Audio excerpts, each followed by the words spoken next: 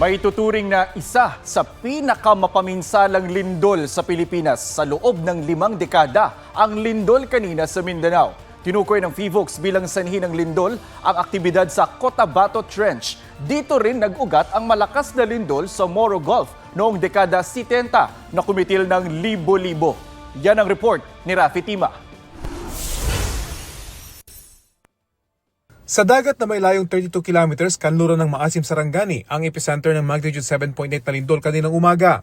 May tuturing na mababaw ang pinagmulan ng lindol, 33 kilometers.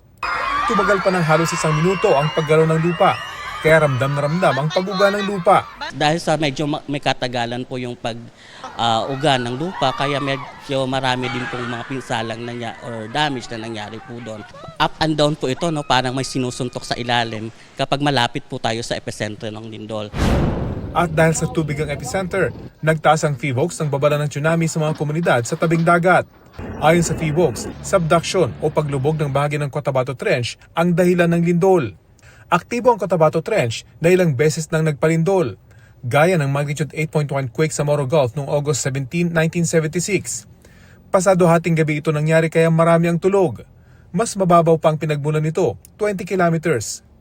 Kaya ang lindol na sinundan ng tsunami, nagresulta sa malawakang pinsala at libu-libong patay, lalo na sa coastal community sa Sulu Archipelago, Southern Mindanao at Zamboanga Peninsula. Umabot po yun ng 9 meters po yung tsunami height nung nangyari po noong 1976. Kaya lagpas 3 palapag na gusali. Umabot po ng 8,000 yung mga casualties during that time, noong 1976. Dahil sa wala pa po tayo mga early warning system during that time.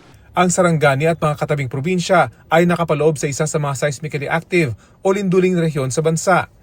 Sa nagdaang 100 taon, may 7 malalaking lindol sa Sarangani na naglalaro sa magnitude 5.7 hanggang 8. Rafi Tima, GMA News.